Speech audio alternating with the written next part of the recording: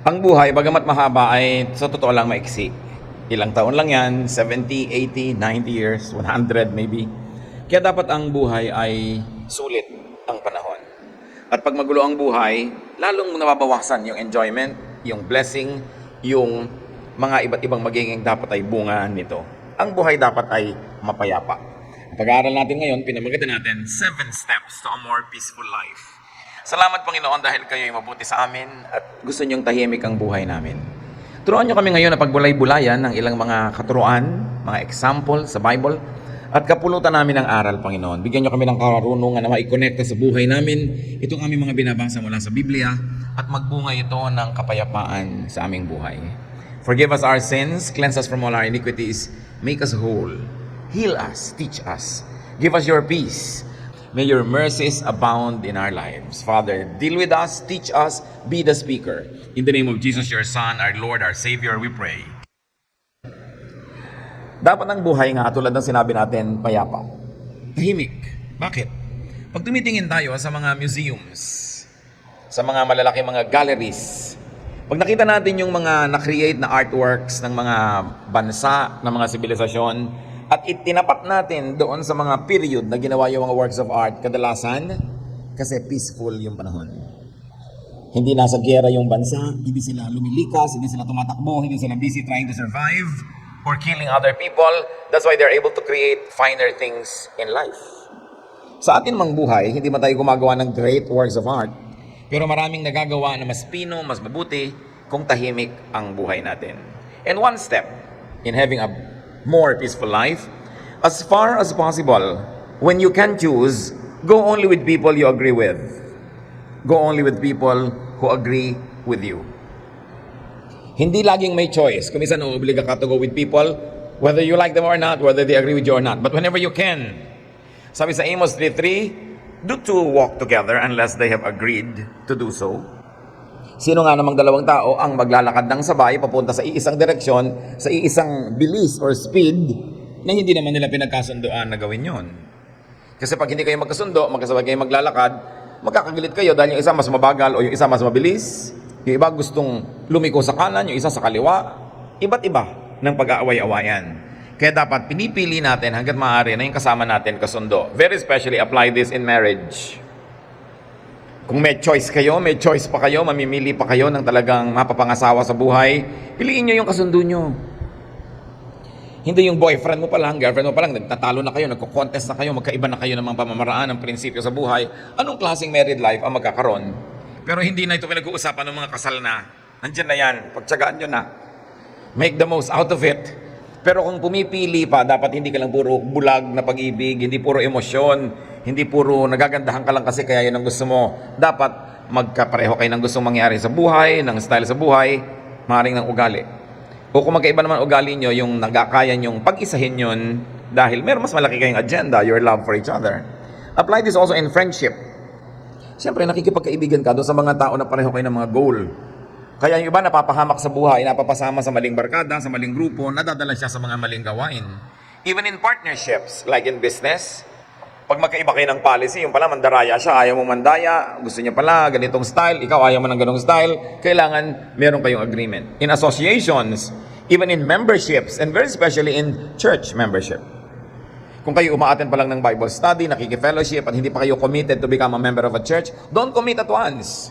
No? Tingnan nyo muna yung church culture, tingnan nyo yung style nila, yung pamamaraan ng pamumuhay, kung makakasundo nyo at gusto nyo yon. Iisa naman ang Diyos, iisa ang Biblia, pero maraming iba't ibang church cultures. So why don't you join a church that best expresses your aspirations and where you can have peace? Na hindi laging magkatunggali kayo ng church authority o ng church organization because ibang-iba ang style mo sa buhay. Maraming shades of religiosity and Christianity. It's good to go with those that agree with you and you agree with. So study church culture before committing.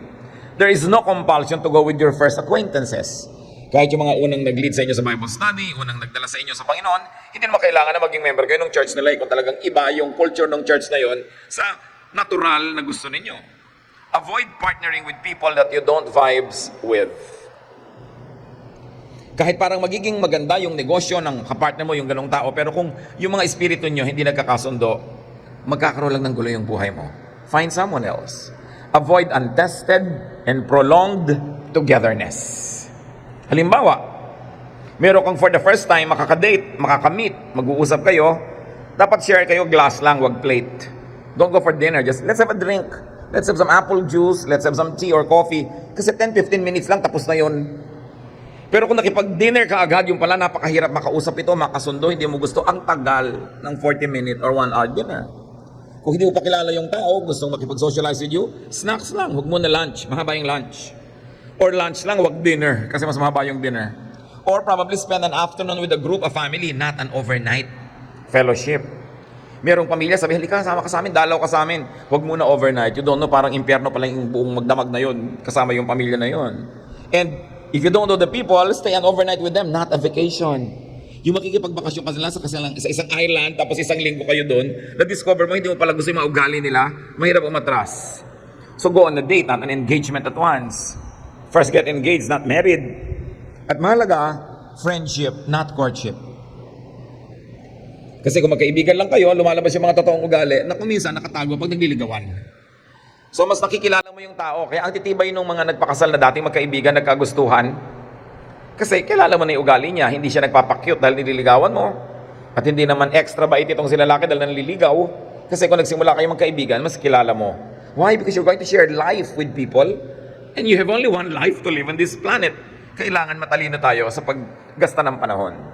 Another step to a more peaceful life is to adjust to people that you must share life with. Kanina pumili, pero merong nakapili ka na, nag-asawa ka na. Meron hindi talaga napipili, no? So kailangan mag-adjust ka. Romans 12:18, if it is possible, as far as it depends on you, live at peace with everyone. So it's imperative, command, live at peace with everyone. Ibig sabihin, may kakayanan ka na pagiging gawing totoo yun. Sino yun? Kanina tayo nag-a-adjust? Adjust your parents. Adjust your brothers and sisters, your siblings. Kasi hindi naman yun napapalitan. It's a sign of lack of intelligence na yung sarili mong magulang, hindi mo pa ma-adjustan. Yun lang ang magulang mo, wala namang iba. At siguradong gano'n na yung ugali noon pa. Hindi naman bago. Mga kapatid mo, makakasama mo sa bahay habang hindi kayo nag-ihiwa-hiwalay para mag-asawa at magkani-kanyang buhay, magsasama-sama rin lang kayo, di-adjust para mas enjoyable. Hindi naman forever yan eh. Dahil marami umaalis, nag-abroad, nag-aasawa, bumubukod. Lalong-lalo, adjust to your spouse. Kung na-discover mo na hindi pala siya yung taong akala mo ay siya, pero napakasalan mo na, pues tanggapin mo nang siya yon at mag-adjust ka. At yung kabilang partido, nag-a-adjust din dapat halfway para tahimik ang buhay. Adjust to your in-laws. Magtataka ka naman yung iba, 10-15 years na niyang biyanan niya, hindi pa niya makasundo. Gano'ng katagal bang kailangan mo? A lifetime? To realize na hindi mo naman napapalitan yan, kailangan mag-adjust ka na lang. Meron namang napapalitan, pero habang nandyan, mag-adjust ka na rin. Like your superiors at work, your subordinates, your neighbor. So unless you want to move to a new neighborhood, you better adjust to your neighbors. Proverbs 15:17, better a small serving of vegetables with love than a fattened calf with hatred. Mabuti daw, simple na lang na pagkain kaysa napaka-elaborate at masarap na putahe pero nag-aaway-away naman kayo. So ang central message itong Proverbs 15:17, simplify to avoid straining relationships. Gusto mo ng party, ang arte-arte ng party mo, nag-away-away na kayo sa pagod, sa laki ng gastos, what's the point? Kung minsan ang gusto naman itong bride, pagkabongga-bonggang wedding, pero nainis sa kanya yung bibyananin, sa dami ng mga demands niya, wala namang masyadong pera, simplify. Better na lang, sabi niya, small serving of vegetables than a fattened calf.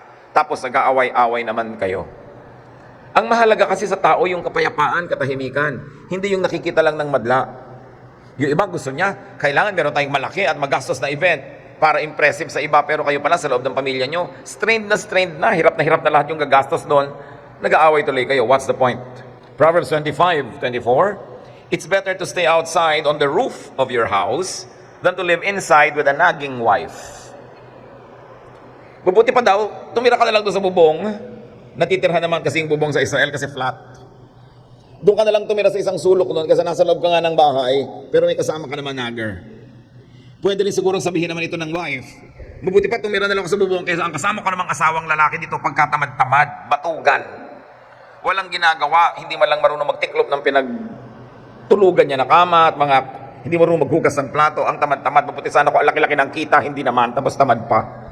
So, Lalaki, babae, parehong may reklamo yan. Pero ang central message nito, hindi lang dun sa tao na nahihirapan na siya'y lumayo. Dapat yung taong dahilan, kaya gusto tuloy lumayo ng isa, mag-adjust ka. Be companionable. Whether you're a wife or a husband, dapat masarap kang kasama. Lalo sa mga may asawa ito, manalamin kayo at magtanong kayo, masarap ba akong kasama? At tanungin nyo ang inyong spouse. Tanungin nyo talaga, masarap ba akong kasama? Ngayon, pag ang sabi, sarap-sarap. Alam mo na yon, ano? Baka kandidato na niya maglayas o itaboy ka na dahil hindi siya nakakasagot agad. Siyempre, even silence is a speech. Duty nyo, mga kapatid, kung kayo ay may asawa na maging masarap kayong kasama. Hindi yun optional. It is your duty because there's another life that is dependent on what you do with yours. Hindi ka nag-iisa sa mundo. Pag umutang ka, dalawa kayo magbabayad, baka siya pa nga, di ba? Pag napaaway siya, damay ka rin, baka ikaw pa nga yung masaktan. Hindi ka nag-iisa eh. Kaya kailangan, masarap kang kasama. At ibig sabihin ng sarap ng kasama, nag-a-agree kayo sa gusto niyong puntahan, paano kayo pupunta doon at gaano kabilis kayong maglalakbay. Dapat merong agreement. Pakit sa mga magulang, tatanong nyo na sa sarili nyo, masarap ba akong magulang na kasama ng anak? Mga anak din nagtatanong, masarap ba ako maging anak?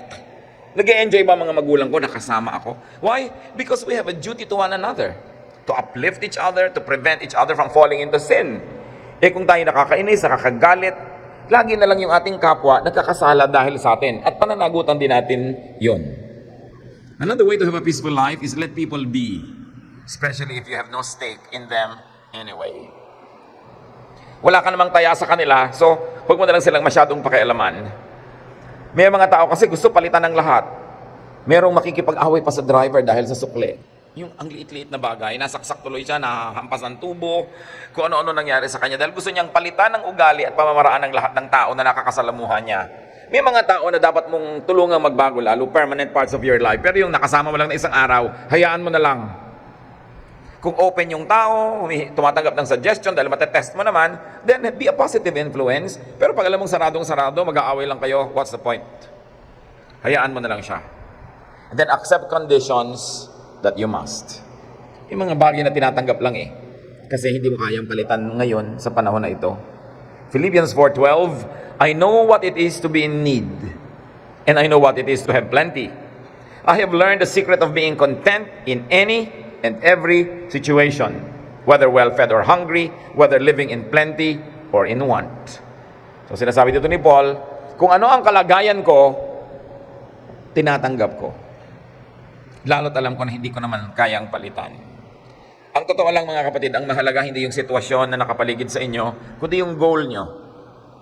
Goal mo ba halimbawa, na makatapos mag-aral, pero yung sitwasyon, ang hirap-hirap, ang gulo-gulo ng mga roommates mo, halos lagi na lang na wala kang time mag-aral kasi maraming trabaho. Pero kung goal mo yun, tatanggapin mo yung sitwasyon, mag-a-adjust ka, and you will do what it takes so that you could finish your studies. It depends on your mission. Ano bang mission mo sa buhay? Mission mo ba kaya ka nakikisama sa mga kamag-anak mo para madala sila kay Lord? Pero ang kukulit nila, titigas ng ulo, anong naging ending? Nainit ang ulo mo, nabugnot ka, nag-away-away kayo, you forgot your mission. So dapat alam mo anong goal mo, anong mission mo. And one thing else that is important is your character. Ano bang mahalaga yung character mo? Yung character mo halimbawa na dignified. And so you are surrounded by so many reasons not to be dignified, but you know that your character is important to you. Therefore, you will accept the situation and pass through it with the least damage. May mga sitwasyon na tinatanggap. Kasi nandyan na ano magagawa mo? At pag tinanggap mo na yun kapatid, huwag ka nang nagdadabog, huwag ka nang nakasimangot, kasi tinanggap mo na. Make the most out of it. Hindi ka naman makakarating na uli sa ganong sitwasyon eh. And if you really behaved well, if you did what is good to do, mamaya magiging blessing pa sa iyo yung sitwasyon kahit mahirap yon. Because you passed it. There are many people who are observing you and you'll never know that these people will remember you in a very important moment and then think of you and probably call you so that you could go up the social ladder or you could improve your life. Pagka hindi mo na kayang palitan, tatanggapin mo. Kuminsan, merong nagkakaroon ng mga kapansanan, hindi na sila nakakalakad. Dati nakakalakad sila. Alam nga namang buong buhay maging bitter ka. Nabawasan ang iyong paningin. Nagkaroon ka ng mga health issues. Dati kang mayaman, hindi ka na ganun kayaman ngayon. Dati kang iginagalang, nabawasan yun dahil may ginawa kang bumaba ang iyong pagkatao. Tatanggapin mo lahat yun kasi pag hindi mo tinanggap, lalo lang sasama ang kalagayan mo sa buhay. Halimbawa, dati kang malakas tumakbo pero ngayon mahina na yung paa mo dahil nagkaroon ka ng sakit. Okay, probably you can be unhappy for a week or two, a month, maybe 2, 3 months, and beyond that, at hindi mo pa tinanggap yon, you are already worsening your situation. Bad na nga ikaw pa yung nagpapaworsen. May mga bagay talagang tatanggapin mo kasi nandun Hindi yun ang gusto mo, pero nandun yon. At pag natanggap mo na yon, makakahanap ka ng space para makakita ka ng enjoyment, fulfillment, and even accomplishment despite that setback. How else do you make yourself more peaceful? Submit to inescapable authority. May mga authority na pwedeng takasan, pero merong hindi. Like the authority of family, of government, the authority of your church, and if you're an employee, corporate authority. Then merong mga situational authorities. Halimbawa, umaten ka ng camp, may camp director. Umaten ka ng retreat, merong director ang retreat na yan. Sumakay ka ng aeroplano, may captain, at saka merong purser, merong flight cabin, na habang lumilipad kayo, sila yung authoritative. Pag sinabi nilang fasten your seatbelt, you fasten your seatbelt. Pag sinabi nilang hindi ka pwedeng tumayo, may turbulence, hindi ka tatayo. Kasi sila yung may authority sa buhay mo habang nandun ka lang naman sa flight. So may mga ganyang authority na lagi, permanent, meron namang pamisa-misa lang na nandyan, but always submit. Why? Because it is for your own good. At yung authority na yon, backed up yun by power. And if you disobey that, that power will be used against you. 1 Peter 2:13-14, submit yourselves for the Lord's sake to every human authority, whether to the emperor as the supreme authority, or to governors who are sent by him to punish those who do wrong and to commend those who do right. So dapat susunod ka sa authority. Merong rule ng pagbabayad ng buwis ng tama, magbayad ka. Kasi kung nakakalusot ka man, pagka naungkat-ungkat na buklat-buklat, mapaparusahan ka. May authority talaga ang buhay, hindi pwedeng nag-iisa ka lang. Kasi kung nag-iisa ka lang at walang authority, ano mangyayari sa buong sibilisasyon? Jungle, kanya-kanya. Kaya may law, may order. Mamamasukan ka sa isang kumpanya, sundin mo yung mga policy. Papasok ka sa isang trabaho na merong required hairstyle, sundin mo yun. Ayaw mong sundin, huwag kang pumasok. Pero pumasok ka dun, sundin mo. Namasukan ka sa isang bahay, may mga house rules yung bahay na yun, sundin mo. Kung ayaw mo, bumili ka ng bahay mo. Kung hindi mo kaya, namamasukan ka doon, sundin mo. Pero hindi pwedeng nandun ka pagkatapos hindi ka susunod. Sasali ka sa isang organisasyon, hindi ka susunod sa mga policy. Sasali ka sa isang church, hindi ka nagpapasakop. Hindi laging may struggle, laging may conflict, and it will affect your health.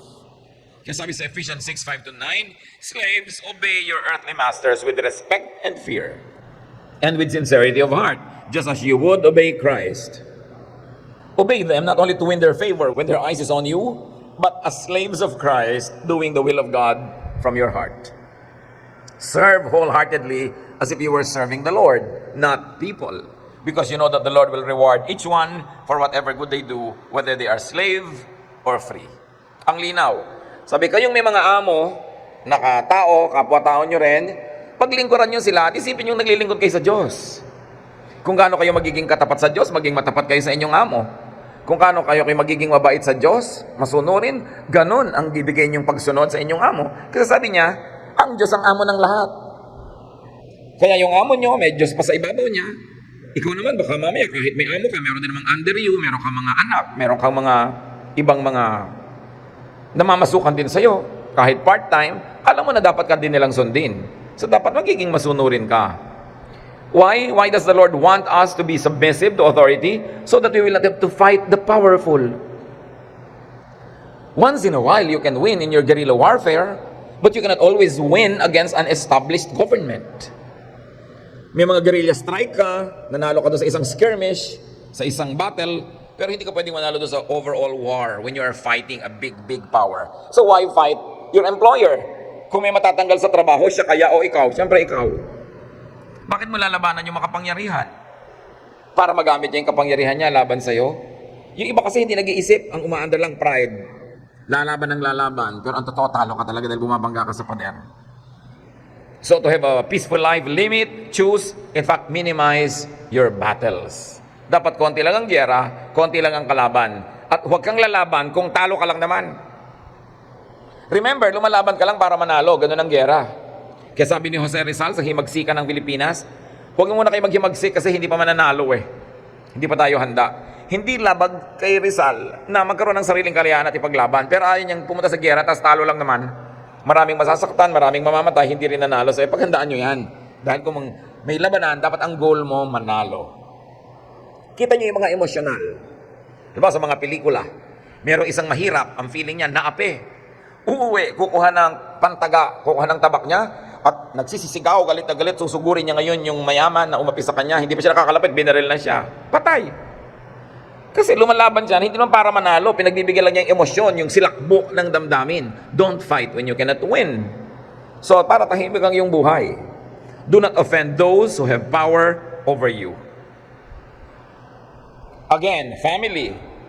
Pwede ka bang makipagtikisan sa buong pamilya mo, wala kang kakampi ni isa, tapos akala mo mananalo ka? Mahirap yun. Government. Again, the church. Corporate and situational authorities. Do not offend them. May powers over you. Iniinis mo yung stewardess doon sa aeroplano. Diba? Samantalang pag natutuwa siya sa'yo, kahit na hindi oras ng merienda, kung minsan may daladalang merienda, pinilalapag sa'yo, dahil natutuwa siya sa'yo. Pero kung hindi siya natutuwa sa'yo, kahit oras na ng merienda, kung alam niyang yung isang trade doon ay nalaglag kanina, baka yun ang ibigay sa'yo. Although that's against company policy, pero people are people. They want to get even. Pagka inapi mo yung mga may power over you, kahit situational power. Bawa yung waiter sa restaurant, inapi mo ng inapi, pinagalitan mo ng pinagalitan, anong baka ilaglag niya yung ipis doon sa soup mo, at tanggalin niya uli bago niya ilabas. Malay mo. Diba? Kaya dapat, hindi mo ino-offend yung mga taong merong pwedeng gawin laban sa'yo. Hanggat maaari, you don't do that. Ecclesiastes 10:2, don't even think about cursing the king. Don't curse the rich. Not even in secret. A little bird might hear and tell everything. Yung mga ibang tao hindi marunong eh. Chichismisin nila yung boss nila sa fellow employee. Sa palagay nyo, hindi nakakarating yon. Sabi ng Bible, a little bird might hear and tell everything. And you know that it is not Pipit or Maya ang pinag-uusapan. Tao rin yung makakarinig. And most of the time, yun mismong pinagsabihan mo. Matalino ka? Huwag ka magsasalita ng mga laban sa mga taong may kapangyarihan over you. Kahit ang kausap mo, kapareho mo lang api. Kasi hindi ka safe, hindi ka secure. Baka sabihin nila, may magagawa ka ba? So, whenever you can, huwag lumaban sa hangin. Huwag lumaban sa alon. Huwag lumaban sa agos. Gagawin nyo lang yon kung ang talagang nakataya, puri, dangal, or high morality. Pero for other things, don't even do it. Merong mga empleyado, mayayabang.